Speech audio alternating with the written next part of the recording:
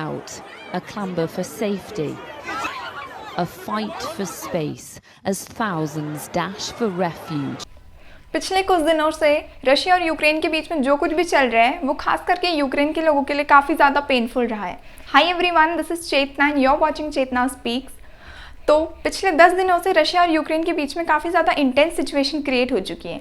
अब आखिर ऐसे में ये वॉर जीत कौन रहा है, मतलब इस वॉर को कौन डोमिनेट कर रहा है और कौन डोमिनेट हो रहा है। अब देखा जाए तो बहुत सारे लोग जो हैं वो ये बोलेंगे कि ऑब्वियसली रशिया इस वॉर को डोमिनेट कर रहा है, after all Russia super power जो है। और वही कुछ लोगों का कहना ये होगा कि यूक्रेन डट करके रशिया का सामना कर रहा है तो शायद यूक्रेन जीत जाए। अब ऐसे में आखिर इस पूरे वॉर सिचुएशन में जीत का मतलब क्या है और असल मायने में क्या जीत है, तो ये मैं आपको आगे बताऊंगी। पहले हम डोमिनेटिंग फैक्टर के बारे में बात कर लेते हैं। सच यही है कि इस पूरी वॉर में और इस पूरी कॉन्फ्लिक्ट में जीत की तरफ रशिया ही बढ़ रहा है। पर यहाँ पे जो इंटरेस्टिंग फैक्ट है और चौंकाने वाली बात जो है वो ये है कि यूक्रेन रशिया के हर एक वार को एकदम बराबर की टक्कर दे रहा है, मतलब जो किसी ने एक्सपेक्ट भी नहीं किया था।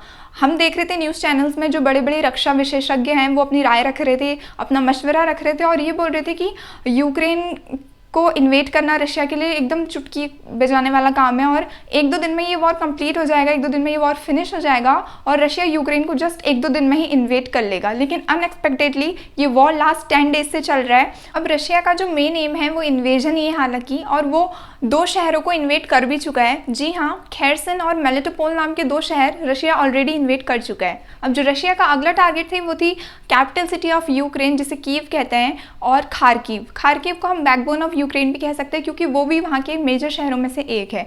यूक्रेन खेरसन और मेलिटोपोल को इन्वेट होने से नहीं बचा पाया, लेकिन यूक्रेनियन आर्मी ने अपने मन में ठान ली थी कि हम अपनी कैपिटल सिटी कीव और खार्किव को बिल्कुल भी इन्वेट नहीं होने देंगे और उन्होंने डट करके वहाँ का सामना किया। ठीक है, ये किसी ने एक्सपेक्ट नहीं किया था, मतलब कि यूक्रेन जो इतना छोटा सा देश है वो सुपर पावर के अगेंस्ट लड़ेगा और वहाँ इन्वेजन रोक भी पाएगा। लेकिन जो रशिया का मेन एम था कीव को इन्वेट करना, उसी को वो यूक्रेन नहीं करने दे रहा है।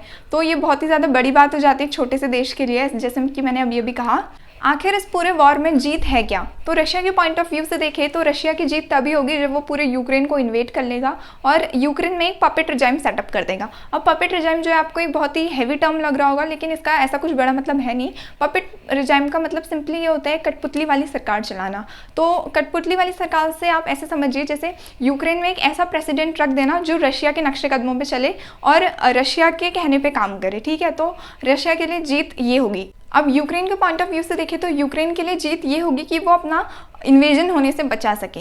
लेकिन आखिर होगा क्या, हु विल विन, तो इसका आंसर ये है कि जीतेगा कोई भी नहीं। जी हाँ, वॉर में जीतता कोई नहीं है, एट द एंड वॉर में सिर्फ डिस्ट्रक्शन होता है।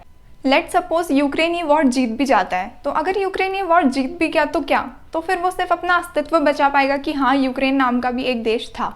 बाकी और चीज़ें अगर हम देखें तो वहाँ इतना ज़्यादा डिस्ट्रक्शन हो चुका है जिसका कोई हिसाब नहीं है। इतने वहाँ बॉम्ब ब्लास्ट हुए हैं, इतना सब कुछ हो रखा है, वहाँ का इंफ्रास्ट्रक्चर जिसको बनने में इतने सारे साल लग चुके थे वो अब पूरा डिस्ट्रॉय हो चुका है।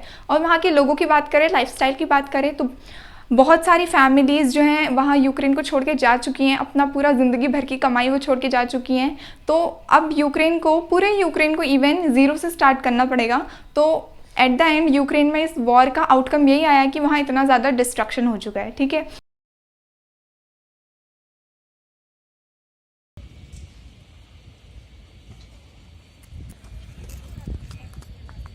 अगर रशिया की बात करें तो रशिया अगर लेट सपोज जीत भी जाता है तो वो यूक्रेन को इन्वेट कर लेगा। ठीक है, और उसके अंडर एक और देश आ जाएगा।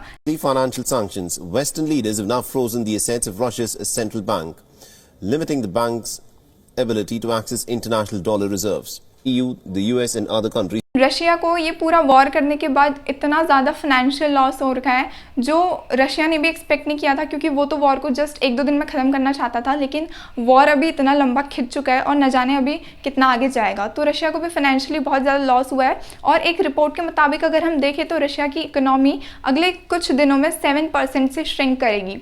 और वहाँ इतना फाइनेंशियल लॉस हो रखा है, इतने वहाँ सैंक्शन लग चुके हैं, तो रशिया को भी बहुत ज़्यादा लॉस हुआ है। और एट द एंड जो वॉर का आउटकम था वो बस इन्वेड कर पाएगा यूक्रेन को और कुछ नहीं। तो इस पूरे वॉर का जो कंक्लूजन है वो यही है कि बच्चों को हिस्ट्री की बुक्स में एक और लेसन मिल जाएगा एडेड, रशिया वर्सेस यूक्रेन का। जैसे उन्होंने वर्ल्ड वॉर फर्स्ट पढ़ा, वर्ल्ड वॉर सेकंड पढ़ा, तो रशिया वर्सेस यूक्रेन करके भी एक और वो वॉर पढ़ लेंगे। और वॉर में जीत और हार सिर्फ कहने की बात होती है, जो मेजर इम्पैक्ट होता है, जो मेजर आउटकम होता है वो होता है सिर्फ डिस्ट्रक्शन और सिर्फ डिस्ट्रक्शन। तो वी होप कि रशिया और यूक्रेन के बीच में जो कुछ भी चल रहा है वो जल्द से सॉर्ट आउट हो जाए और जो दोनों देश हैं वो पीसफुली रहें। अगर आपको वीडियो अच्छा लगा तो वीडियो को लाइक कीजिए और कमेंट कीजिए वीडियो में, और चैनल को सब्सक्राइब कीजिए आगे और इन्फॉर्मेटिव और नॉलेजफुल वीडियोस पाने के लिए। Thank you.